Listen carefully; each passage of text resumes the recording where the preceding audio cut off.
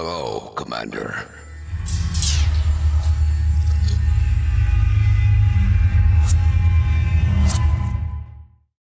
We will be getting right into this. So, ladies and gentlemen, for the round 4 quarterfinals, we have MBC Tasbot and Chrisj Shull on the Andreas map Frozen.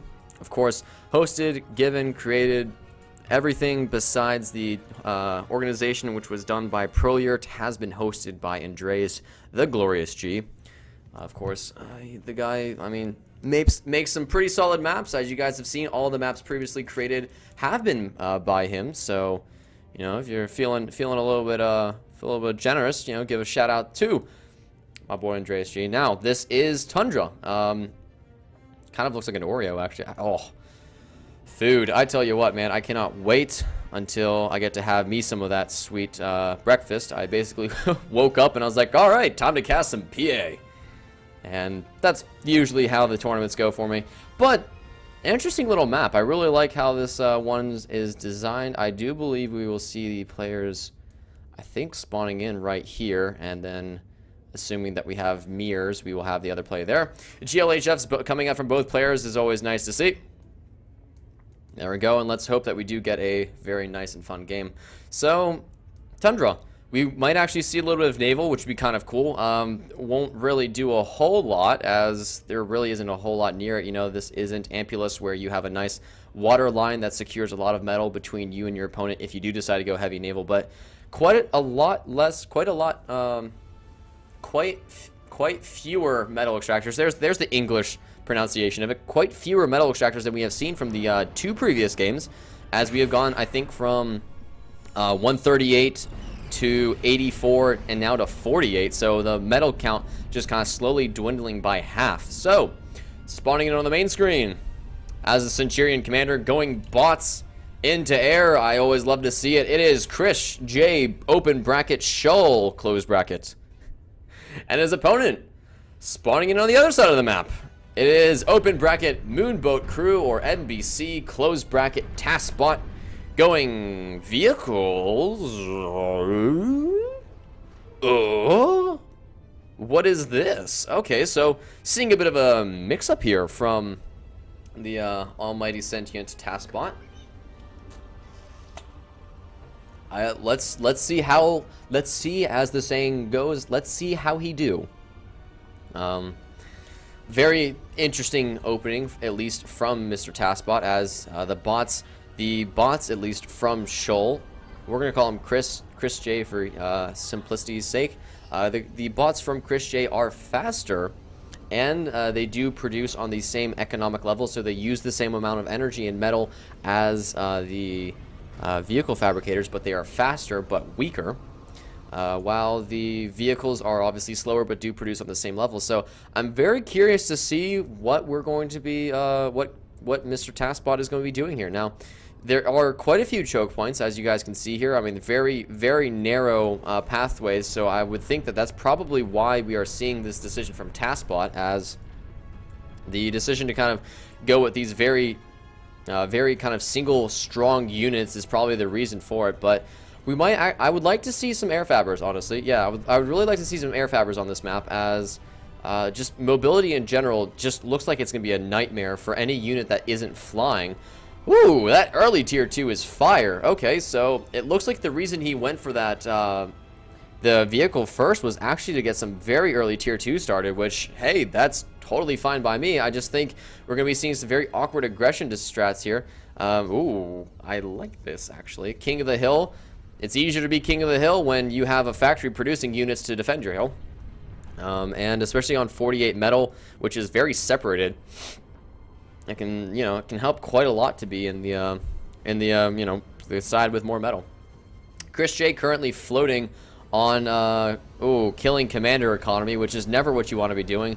It's, oh yeah, you never, ever want to be reclaiming your commander and floating at the same time. That extra metal that you are reclaiming from the commander's health is literally being lost as he does this. So right now he is basically just, he might, I mean, hey, maybe he's into that, but self-damage is usually not what you want to do.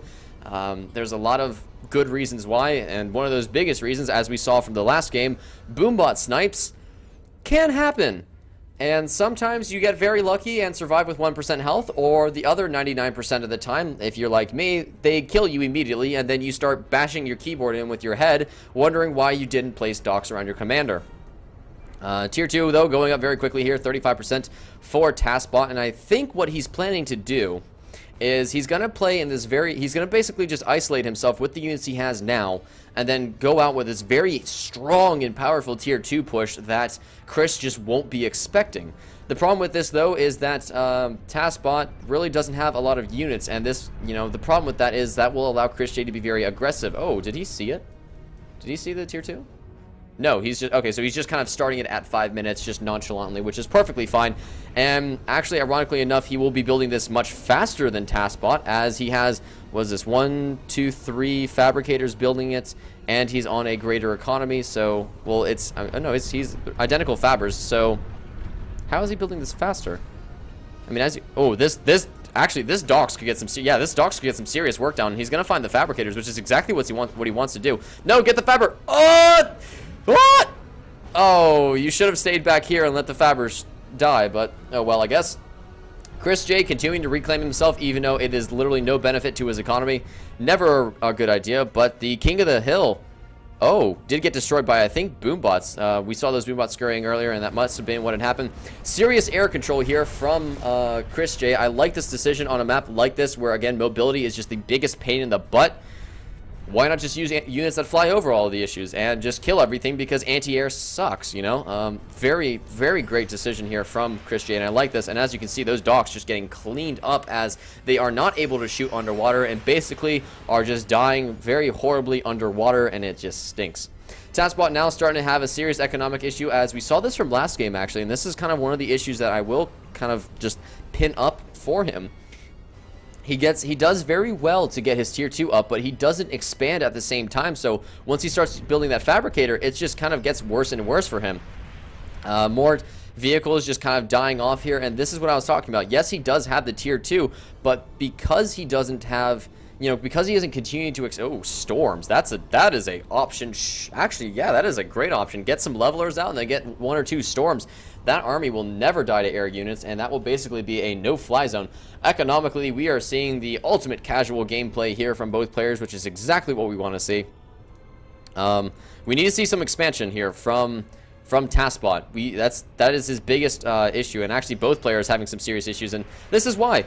He's starting to take some serious damage because of these bombers, and because of it, but this storm. Now, storms, for those of you that do not know, fire AoE shell damage, and they destroy air units, and that bomber disappears into the night. And as you can see, that basically that air army has been neutered by that storm there. Now, we do see the combat fabbers continuing to reclaim the commander, which is okay now that he's not, he's still using all of his metal extractors, but it was very, very bad when he was floating. So he probably took, I think, about 10 free unnecessary damage by his own fabricator, ironically enough.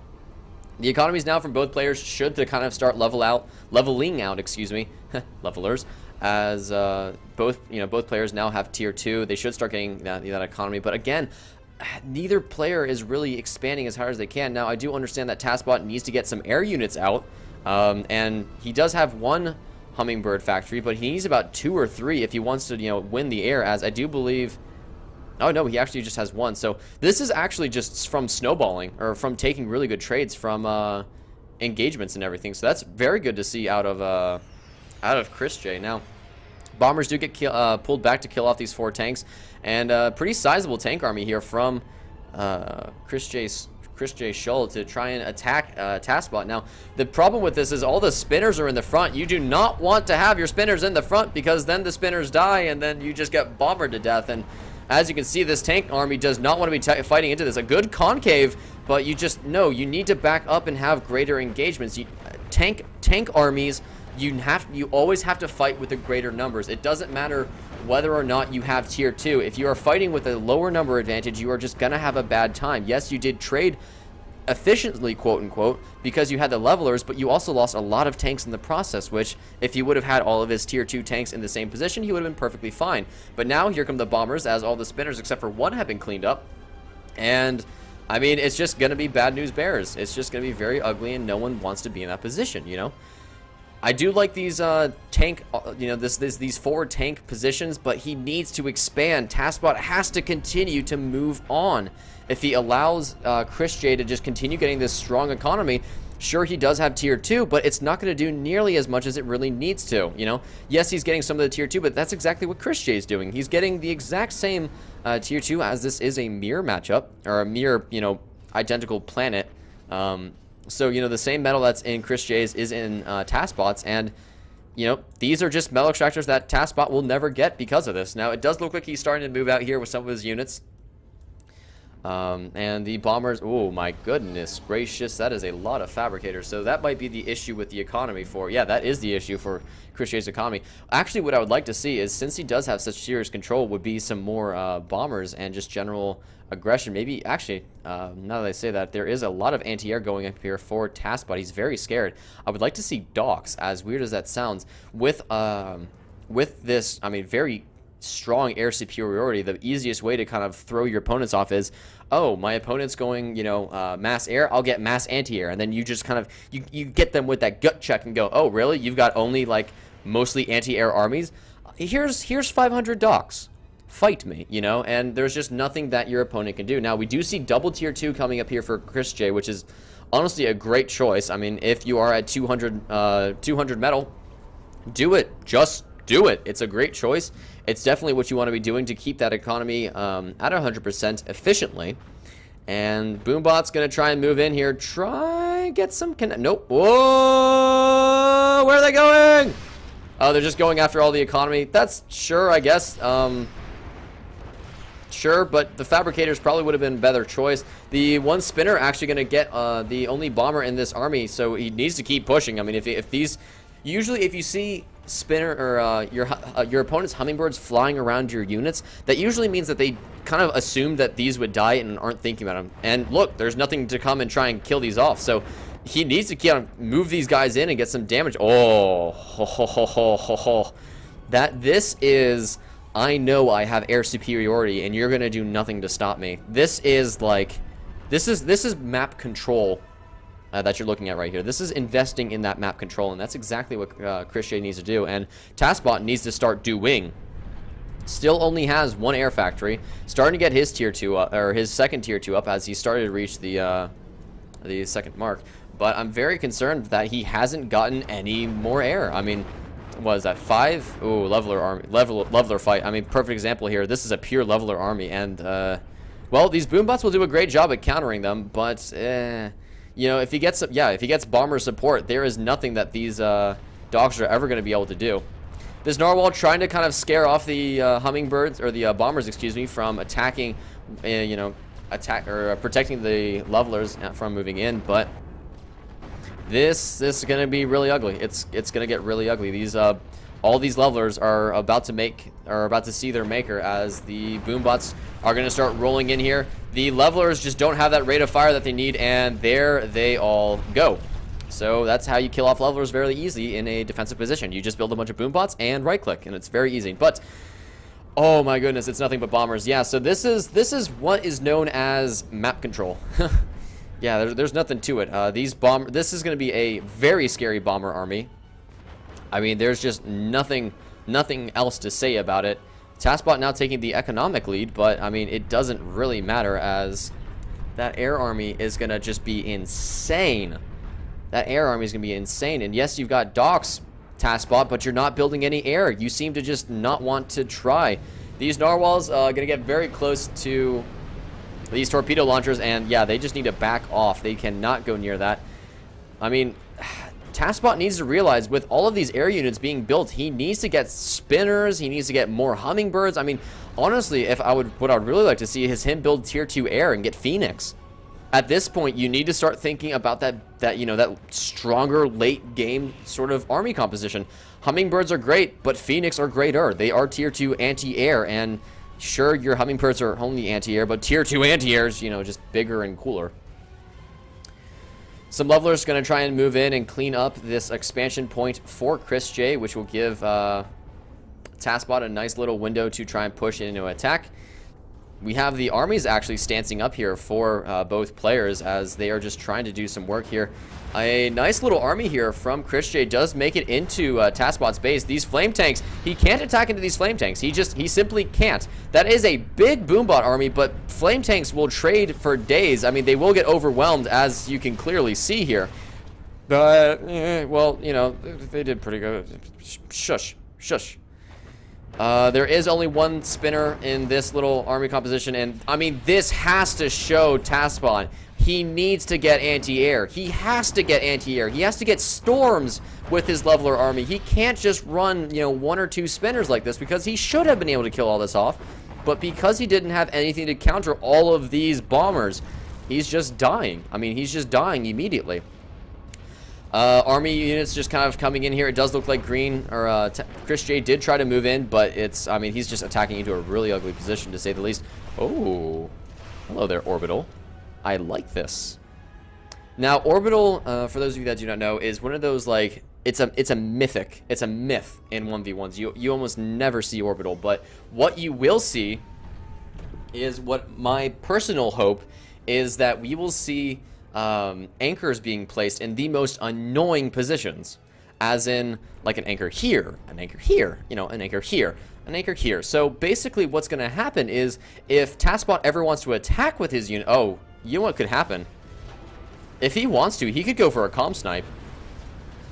He could, I mean, there's some anti-air, but if he gets enough units, he could actually go for a comm snipe if he's not careful. And actually, if you think about it, that could have been another, that could have been a clear indication of Boombot snipes if Tasbot isn't careful. His commander is actually quite exposed to anything right now. We do have the first, orbital radar. That's actually a great idea. Most players usually don't try and get rid of the orbital radar, and some spinners are out, sure, but that's not enough. Well, actually, with these bombers just kind of flying in one position, he should lose a lot of his bombers. And yeah, I mean, only I think 1 or 2 of them actually connected, and his entire air army just gets completely cleaned up. Cell nom nom. Cell? Who knows? BM coming up from Tasbot here. As he starts to move in towards Chrisj's base. Chrisj does have some levelers that he needs to get into position, but right now he just doesn't have the units. What I would really like to see is an anchor just kind of right on top of this position. I mean, with this breach in the hull of production, I do think that Tasbot might be able to win this here, as he's now, I mean, usually in a situation like this, if you break kind of like that one choke point that players are in, usually indicates that you're in a pretty good position. And oh my goodness, attacking into positions like this, you never want to be sending your units streamlined into a concave that is made out of levelers. It is just never good. The units actually do get cleaned up, so Chrisj doesn't lose too much of his base, if any, and will be able to stay up. Oh, but these boom bots, oh goodness, oh, they're all dead. Oh, they're all dead. Oh, that is not what you want to see happen. The boom bots are going to try and get this factory down, but it is just not enough. The Sputnik is up for, or excuse me, it's called the Hermes, but it looks like a Sputnik satellite, let's be honest here. Chrisj does have it, but he's not using it. Tier 2 naval, of all the things being built, I mean, sure, might as well. I mean, he hasn't fully contained his opponent. Oh, these are all scout cars. What's going on here? Oh, I mean, yeah. Yes, actually, this is a great idea. As crazy as it seems to build a Titan, especially in Planetary Annihilation Titans, the Ares, excuse me, is what I like to call a Leviathan that hovers, a Hulkins that hovers, a Hulkins on wheels. While the Leviathan does have a great ability to, you know, do this long-range artillery, the Ares has an even better ability by saying, "Oh, you can only float in water. I can hover. I am a Fortress Titan that hovers. Fight me." Like, you know, it's just really bad news for anyone that has to fight a Titan. And the biggest issue is that, you know, Tasbot doesn't have a lot that can really counter it. Boombots do a great job at killing things, but they don't do the best job at killing Titans, as Titans are obviously a little on the tanky side. Now, this Leviathan will put Chrisj on a bit of a timer here, as he probably needs to start getting some torpedo launchers up and then a naval factory so we can get some Barracudas out. Leviathans are great long-range artillery units, but they do not fire torpedoes, and actually the only thing that does in here are these four orcas. Everything else, as in these narwhals and now this Leviathan that is out, do not shoot torpedoes, which can be a very big deal. Now, I see Commander taking damage.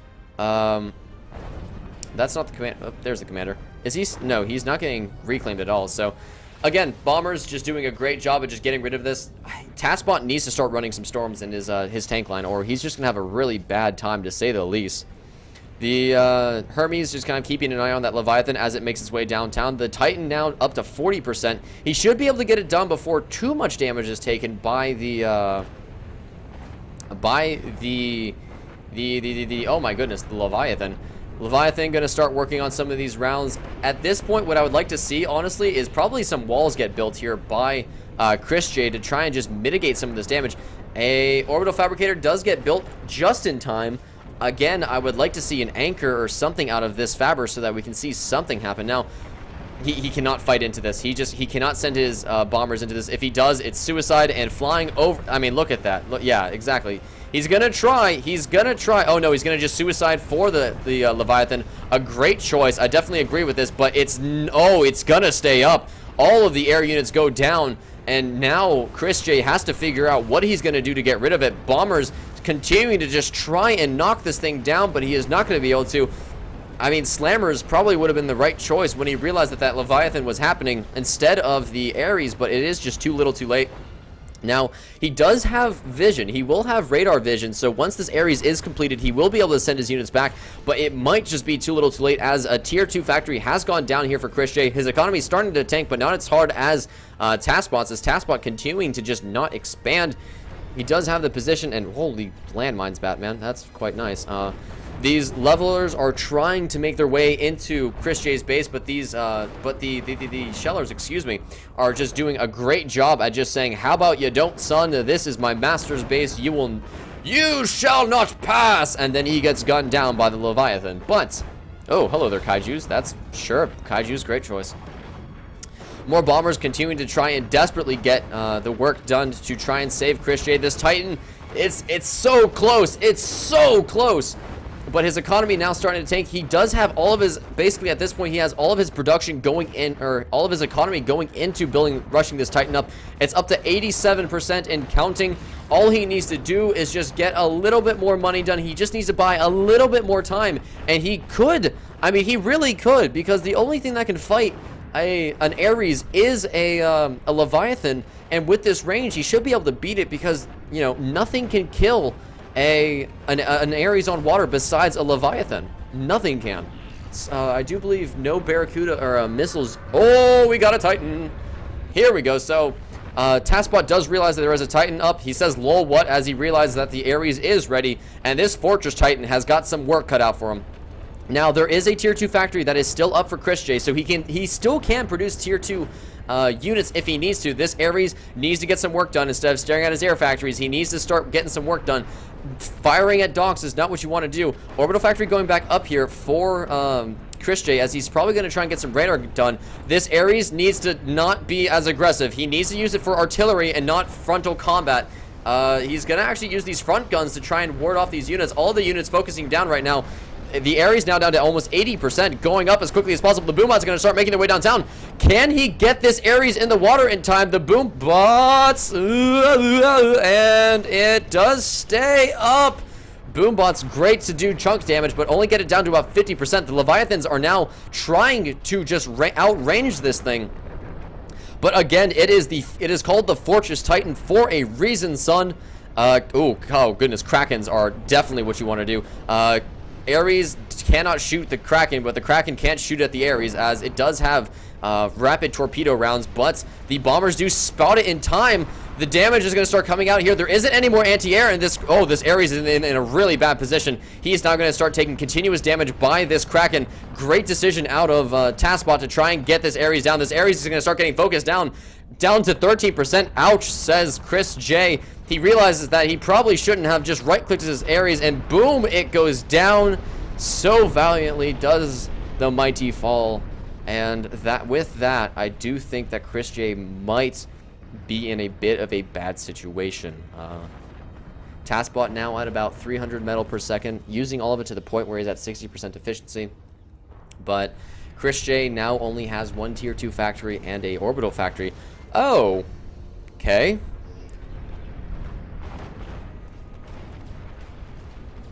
It's an option, sure. Yeah, sure. That's, yeah, okay.